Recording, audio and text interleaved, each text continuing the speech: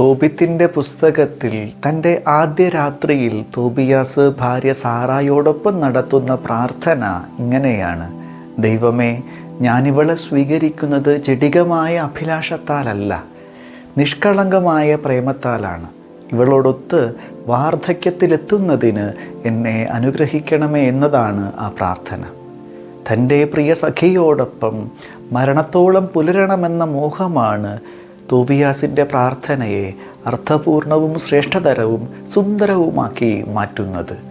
പ്രണയകാലത്ത് എല്ലാ പ്രണയികളും മോഹിക്കുന്നത് അനശ്വരകാലത്തോളം തമ്മിൽ പ്രേമിക്കണമെന്നാണ്. പ്രണയത്തിൻ്റെ മട്ടുവരെ ഊറ്റിക്കുടിക്കുന്നതിന് ലഹരി അനുഭവിക്കാനുള്ള അഭിവാഞ്ചയോടെയാണ് അവർ വിവാഹത്തിലേക്ക് പ്രവേശിക്കുന്നത്. എങ്ങനെയാണ് പ്രണയിക്കേണ്ടത് എന്ന് തങ്ങളുടെ ജീവിതം കൊണ്ട് പാഠപുസ്തകം എഴുതാനായി പരിശ്രമിച്ചവർ അല്പനാൾ ഒരുമിച്ച് വസിച്ചു കഴിയുമ്പോൾ അവർ പറയാതെ പറയുന്നു, ഇങ്ങനെയായിരുന്നില്ല പ്രണയിക്കേണ്ടത്. ഒരുപക്ഷെ പ്രണയിക്കാനേ പാടില്ലായിരുന്നു. എൻ്റെ ജീവിതത്തിൽ ഞാനെടുത്ത ഏറ്റവും മോശം തീരുമാനം പ്രണയത്തിലാവാനുള്ള തീരുമാനമായിരുന്നു എന്നൊക്കെ നിരന്തരമായി വിലപിക്കുന്നത് ഒരുപക്ഷെ നമ്മൾ കേട്ടിട്ടുണ്ടാകും. പ്രണയത്തിൻ്റെ എതിർസാക്ഷ്യങ്ങളാണ് അവരുടെ ജീവിതങ്ങളൊക്കെയും. അവരൊക്കെ കാണുമ്പോഴാണ് പ്രണയിക്കുന്നത് അസാധ്യമാണ് എന്ന്, പ്രണയം ഒരു നുണയാണ് എന്ന് ഒക്കെ പറയാനായി നമ്മൾ നിർബന്ധിക്കപ്പെടുന്നത്.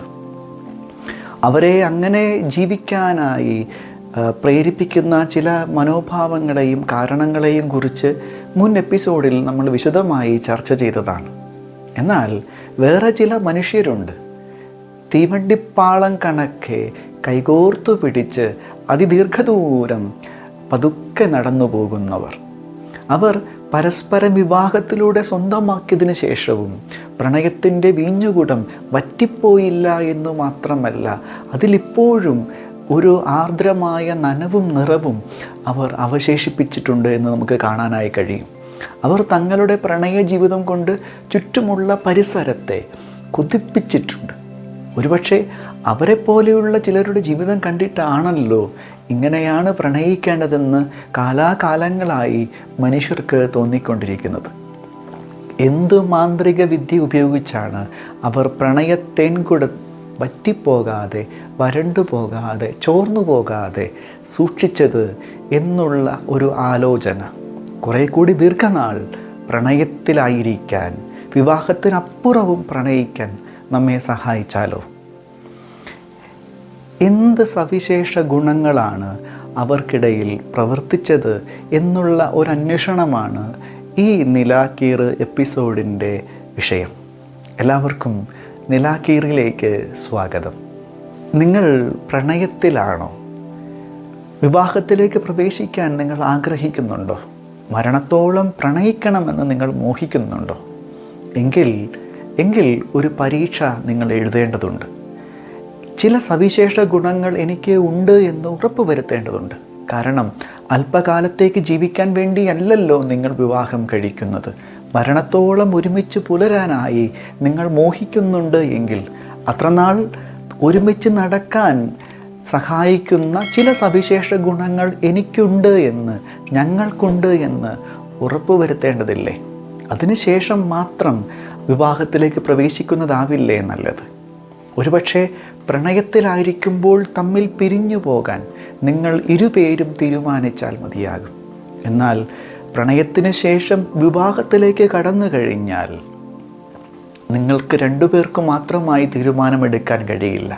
കാരണം വിവാഹമെന്നത് രണ്ട് കുടുംബങ്ങൾ തമ്മിൽ, രണ്ട് സംസ്കാരങ്ങൾ തമ്മിൽ, രണ്ട് ദേശങ്ങൾ തമ്മിൽ, രണ്ട് ഭാഷക്കാർ തമ്മിൽ ഉള്ള ഒരു സംസർഗവും സങ്കരവും കൂടെയാണ്. അതുകൊണ്ട് അവർക്കൊക്കെയും പറയാനുള്ളത് കൂടി നമുക്ക് പരിഗണിക്കേണ്ടതായി വരും. വിവാഹത്തിന് ശേഷം പിരിഞ്ഞു പോവുക എന്നത് തങ്ങൾക്ക് ചുറ്റുമുള്ള പരിസരത്തിലെ കൂടി ആഘാതമേൽപ്പിച്ചുകൊണ്ട് മാത്രം എടുക്കാവുന്ന തീരുമാനമാണ്. അതുകൊണ്ട് പ്രണയത്തിലായിരിക്കുന്ന നിങ്ങൾ വിവാഹത്തിലേക്ക് കടക്കും മുമ്പ് ഈ ഒരു 6 ചോദ്യങ്ങൾക്ക് ഉത്തരം കണ്ടെത്താനായി പരിശ്രമിക്കുക. അതിൽ ഒരു വിജയ ശതമാനം നേടുവാൻ കഴിയുമെങ്കിൽ മാത്രം വിവാഹമെന്ന മനോഹരമായ ഒരു നിലപാടിലേക്കും ഒരു അനുഭൂതി നിറഞ്ഞ ജീവിതത്തിലേക്കും പ്രവേശിക്കാനായി തുനിയുക. അല്ലെങ്കിൽ വേദനയോടെയാണെങ്കിലും പിരിഞ്ഞു പോവുക എന്നാണ് എനിക്ക് ഓർമ്മപ്പെടുത്താനുള്ളത്. കാരണം നിങ്ങളുടെ പ്രണയവും പ്രണയത്തിൻ്റെ ഒരു എതിർ സാക്ഷ്യമായി മാറാതിരിക്കാനായി മനുഷ്യർക്കിടയിൽ അതിമനോഹരമായി സംഭവിച്ചു കൊണ്ടിരിക്കുന്ന ഒരു അനുഭൂതിയെ ഇത്ര ദരിദ്രമായ, ഇത്ര വൃത്തികെട്ട ഒരു അനുഭവ സാക്ഷ്യമായി നിങ്ങൾ കോറിയിടാതിരിക്കാൻ നിങ്ങൾ ഇന്ന് തന്നെ പിരിഞ്ഞു പോകുവാനായി ധൈര്യം കാണിക്കുക എന്നുകൂടി സങ്കടത്തോടെ എനിക്ക് നിങ്ങളുടെ മുഖത്തേക്ക് നോക്കി പറയേണ്ടി വരുന്നുണ്ട്. നമ്മുടെ സാഹചര്യമാണല്ലോ ചില വാക്കുകളൊക്കെ ഉറക്കെ പറയാൻ നമ്മളെ നിർബന്ധിക്കുന്നത്. നമുക്ക് അതിൻ്റെ മറ്റ് പരിസരങ്ങളിലേക്കൊന്നും പോകേണ്ടതില്ല. നമുക്ക് നമ്മുടെ വിഷയത്തിലേക്ക് തന്നെ മടങ്ങി വരാം. പ്രണയിക്കുന്നവർ വിവാഹത്തിലേക്ക് കടക്കും മുമ്പ് തങ്ങളുടെ ജീവിതത്തിൽ ഉണ്ട് എന്ന് ഉറപ്പ് വരുത്തേണ്ടുന്ന ഒരു 6 സവിശേഷ ഗുണങ്ങൾ ഏതൊക്കെയാണ്? അതിൽ ഒന്നാമതായി പറയാനുള്ളത്, പകരം വയ്ക്കാനാവാത്ത ഒരു മൂല്യം നിങ്ങൾ അയാളിലും അയാൾ നിങ്ങളിലും കണ്ടെത്തിയിട്ടുണ്ടോ എന്നുള്ളതാണ്. ജീവിത സഖിയാക്കാൻ, ജീവിത പങ്കാളിയാക്കാൻ മറ്റൊരാളെ കിട്ടാത്തത് കൊണ്ടല്ലല്ലോ. ഒരുപക്ഷേ നിങ്ങളെ വല്ലാതെ ത്രസിപ്പിക്കുന്ന, മോഹിപ്പിക്കുന്ന വിധത്തിൽ എത്രയോ വിധത്തിലുള്ള മനുഷ്യർ പുലർന്നു പോകുന്ന ഭൂമിയാണ് ഇത്. എന്നിട്ടും അത്ര വലിയ ആൾക്കൂട്ടത്തിൽ നിന്നും ഒരാളെ നിങ്ങൾ തിരഞ്ഞെടുക്കുമ്പോൾ, ഇയാൾ മതി എന്ന് പറയുമ്പോൾ, മറ്റാർക്കുമില്ലാത്ത എന്തോ ചില സവിശേഷത അയാളിൽ നിങ്ങൾ കണ്ടെത്തിയിട്ടുണ്ടാവില്ലേ? മറ്റാർക്കും പകരം വയ്ക്കാൻ കഴിയാത്തൊരു മൂല്യം അയാളിൽ നിങ്ങൾ ദർശിച്ചിട്ടുണ്ടാവില്ലേ?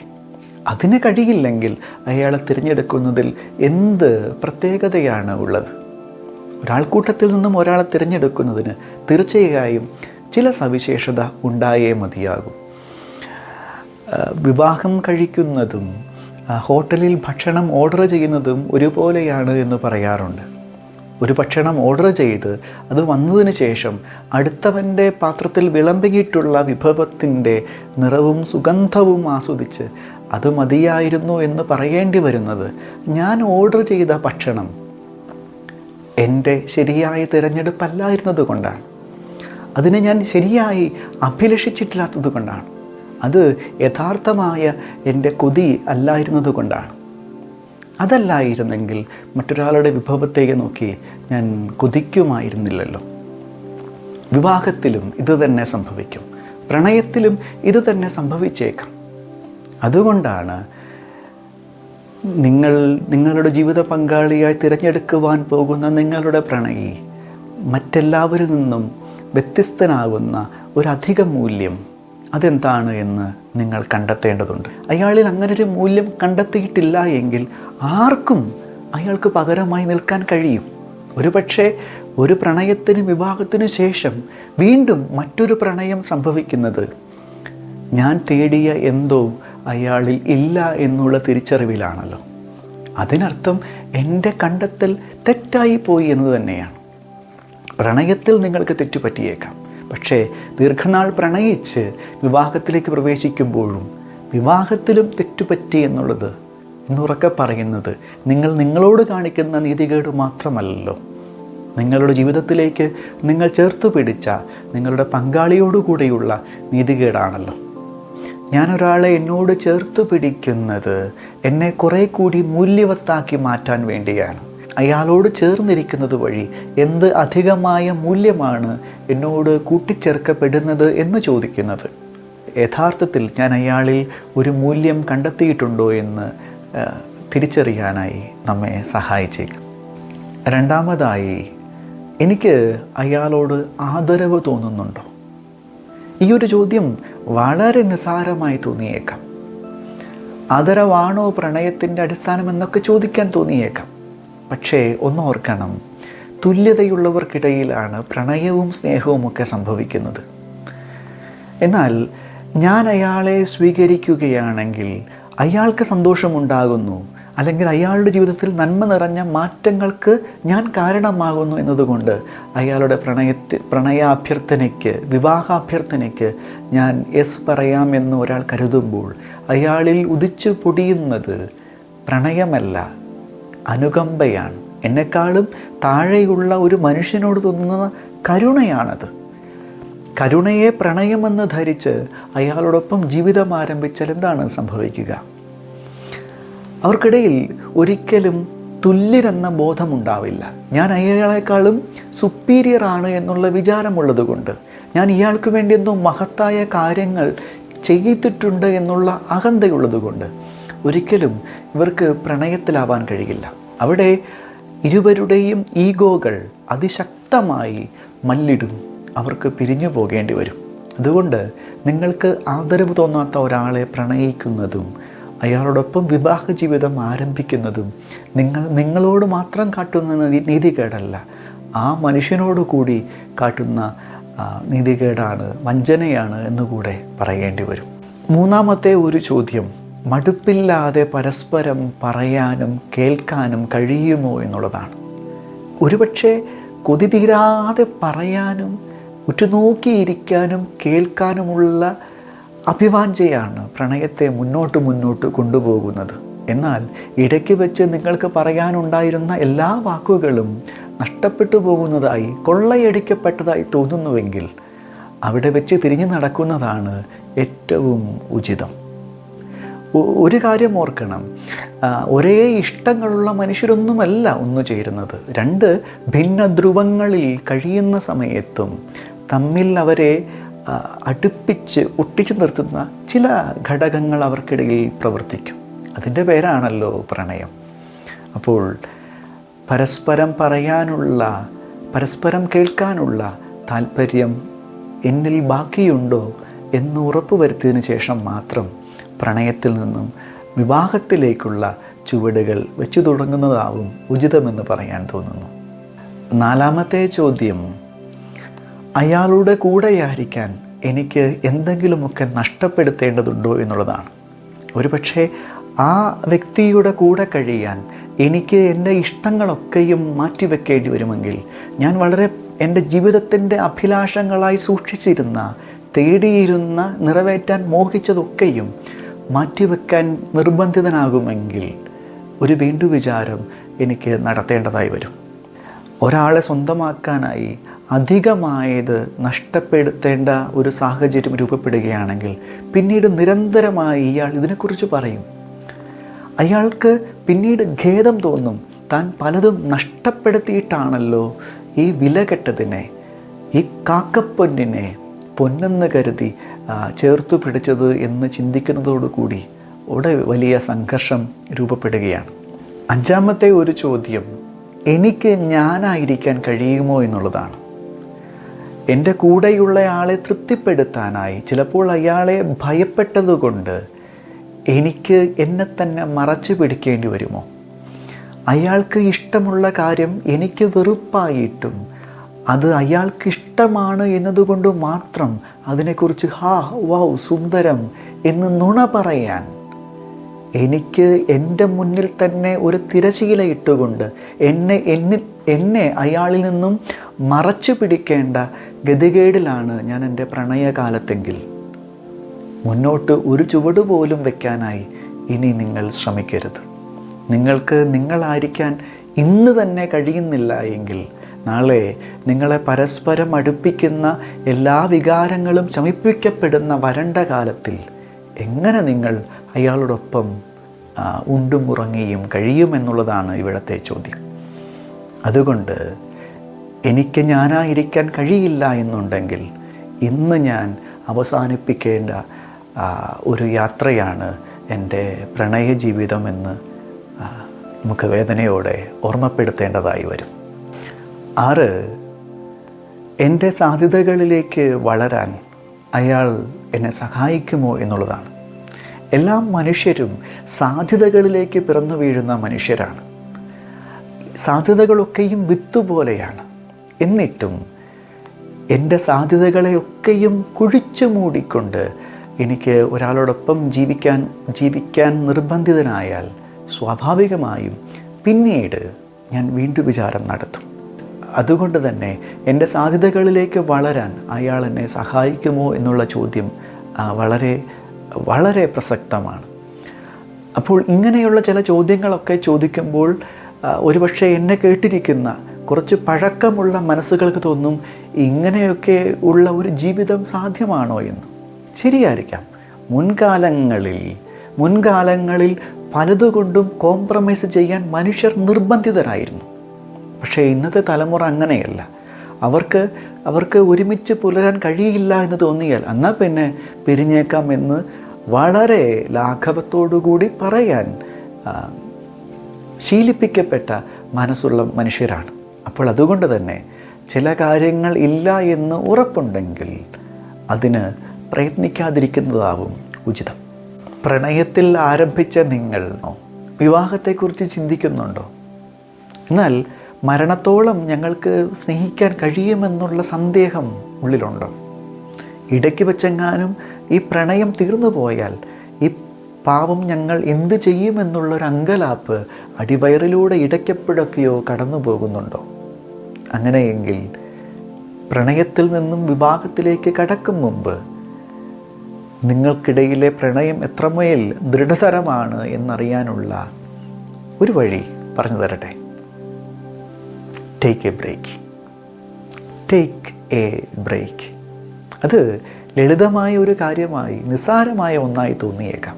പക്ഷേ വളരെ വലിയ ഒരു ആശ്വാസം, ചിലപ്പോൾ പെട്ടുപോകാതിരിക്കാൻ അത് നിങ്ങളെ സഹായിച്ചേക്കും. വെറുമൊരു വികാരത്തള്ളലുകൊണ്ട് മാത്രം പ്രണയകാലത്തിൽ നിന്നും വിവാഹ ജീവിതത്തിലേക്ക് മറിഞ്ഞു വീണ കുറേ മനുഷ്യരുണ്ട്. അവരാണ് പ്രണയത്തെ ഇത്ര വൃത്തികെട്ട ഒരനുഭവമാക്കി എഴുതി ചേർത്തിട്ടുള്ളത്. അത് സംഭവിക്കാതിരിക്കാനായി എടുക്കാവുന്ന ഒരു മുൻകരുതലാണ് ഒരു 6 മാസമോ 1 വർഷമോ ഒക്കെ നീളുന്ന ഒരു ബ്രേക്ക് എടുക്കുക. ആ ദിവസങ്ങളിൽ പരസ്പരം വിളിക്കാതിരിക്കുക, ഒരു തരത്തിലും കണക്റ്റഡ് ആവാതിരിക്കുക. പല ബന്ധങ്ങളും ഒഴിവാക്കാനാവാത്തതായി അതിപ്രധാനമായി തോന്നാനുള്ള കാരണം ശീലം കൊണ്ടാണ്. എല്ലാ ദിവസവും എനിക്ക് ഗുഡ് മോർണിംഗും ഗുഡ് നൈറ്റും ഒക്കെ അയച്ചിരുന്ന, എപ്പോഴും വിളിച്ച് കഴിച്ചോ കുളിച്ചോ എന്നൊക്കെ ചോദിച്ചിരുന്ന ഒരാൾ, അത്തരം ചോദ്യങ്ങൾ പെട്ടെന്നൊരു ദിവസം ഇല്ലാതെ വരുന്ന സമയത്ത് എന്തോ നഷ്ടപ്പെട്ടു എന്ന് നമുക്ക് തോന്നും. നമ്മുടെ ജീവിതത്തിന് എല്ലാ നിറങ്ങളും ആരോ കൊള്ളയടിച്ചു കൊണ്ടുപോയി എന്ന് നമുക്ക് അനുഭവിക്കാൻ സാധിച്ചേക്കും.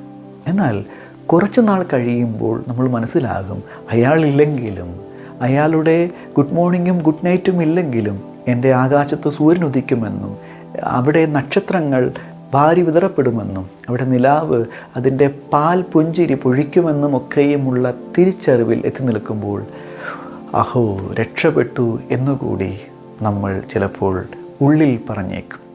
എന്തൊക്കെയോ ദുർബലമായ കാരണങ്ങൾ കൊണ്ട് പ്രണയമുണ്ടായേക്കാം.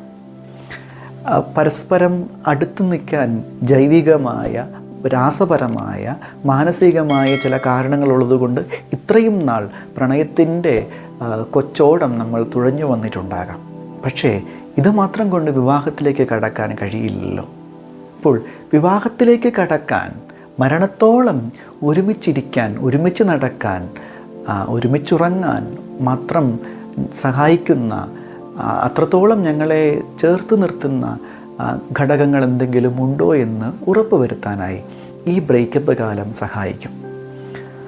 അപ്പോൾ ഈ ഒരു 6 മാസം കൊണ്ട് അല്ലെങ്കിൽ 1 വർഷം കൊണ്ട് മറ്റേയാൾ ഏറെക്കുറെ വിസ്മരിക്കപ്പെട്ടുവെങ്കിൽ, അയാളില്ലാതെ എനിക്ക് കഴിഞ്ഞു പോകാൻ കഴിയുമെന്നുള്ള തിരിച്ചറിവിലേക്ക് പ്രവേശിച്ചിട്ടുണ്ടെങ്കിൽ നമുക്കൊരു കാര്യം കൂടി മനസ്സിലാകും, വളരെ ദുർബലമായ ഒരു നാരുകൊണ്ട് മാത്രമാണ് ഞങ്ങൾ ബന്ധിക്കപ്പെട്ടതെന്ന്. അങ്ങനെ അതീവ പേലവമായ നാരുകൊണ്ട് ബന്ധിക്കപ്പെട്ട 2 ആത്മാക്കൾ കാറ്റും കോളും നിറഞ്ഞ വിവാഹ ജീവിതത്തിലേക്ക് പ്രവേശിച്ചാൽ എന്ത് സംഭവിക്കും? അവർ എത്രയും പെട്ടെന്ന് തമ്മിലുള്ള കെട്ടുപൊട്ടിച്ച് ചിതറി ഓടാനായിരിക്കും പരിശ്രമിക്കുക. അത് സംഭവിക്കാതിരിക്കണമെങ്കിൽ നിങ്ങളെ തമ്മിലടുപ്പിക്കുന്ന അതിഗാഠമായ, അതിതീവ്രമായ എന്തെങ്കിലും ഉണ്ടോ എന്ന് പരിശോധിക്കുക. ഒരുപക്ഷെ ഈ ഒരു ദീർഘനാളത്തെ അകന്നിരിക്കലിന് ശേഷവും എനിക്ക് അയാൾ മാത്രം മതി എന്ന് നിങ്ങൾക്ക് തോന്നുകയാണെങ്കിൽ തീർച്ചയായും അയാൾ നിങ്ങൾക്കുള്ളത് തന്നെയാണ്. അയാൾക്ക് പകരം വയ്ക്കാൻ മറ്റാർക്കും കഴിയാത്ത വിധം അയാൾ നിങ്ങളുടെ ജീവിതത്തിൽ പ്രധാനപ്പെട്ടതാണ്. ഇത് മറ്റാരും നമുക്ക് പറഞ്ഞു തരേണ്ടതല്ല. ഇത് ഒരു സാക്ഷ്യപത്രവും കൊണ്ടും സംഭവിക്കേണ്ടതല്ല. ഇത് ബോധ്യപ്പെടേണ്ടതാണ്. അപ്പോൾ നിങ്ങളുടെ പ്രണയം വിവാഹത്തിലേക്ക് കടക്കുമ്പോൾ അത് കുറേ കൂടി മനോഹരമായി മാറാൻ, അത് പ്രണയത്തിൻ്റെ എതിർസാക്ഷ്യമാകാതിരിക്കാൻ നിങ്ങൾ ഒരു ബ്രേക്ക് എടുക്കുക. ഇത് യഥാർത്ഥമായ പ്രണയം തന്നെയാണോ എന്ന് ഉറപ്പുവരുത്തുക. എന്നിട്ട് നിങ്ങൾ വിവാഹത്തിലേക്ക് പ്രവേശിക്കുക. അപ്പോൾ നിങ്ങളുടെ പ്രണയ ജീവിതം അതിമനോഹരമായ പ്രണയകാവ്യമായി മാറുക തന്നെ ചെയ്യും. ഇങ്ങനെയൊക്കെ പറയുമ്പോഴും പലരുടെയും ഉള്ളിലുള്ള ഒരു ചോദ്യം, ഞാൻ അനുഭവിക്കുന്ന പ്രണയം ശരിയായ പ്രണയമാണോ എന്നുള്ളതാണ്. ആ ഒരു ചോദ്യത്തിന് നമുക്ക് അടുത്ത എപ്പിസോഡിൽ ഉത്തരം കണ്ടെത്താനായി ശ്രമിക്കാം. സ്തുതിയായിരിക്കട്ടെ.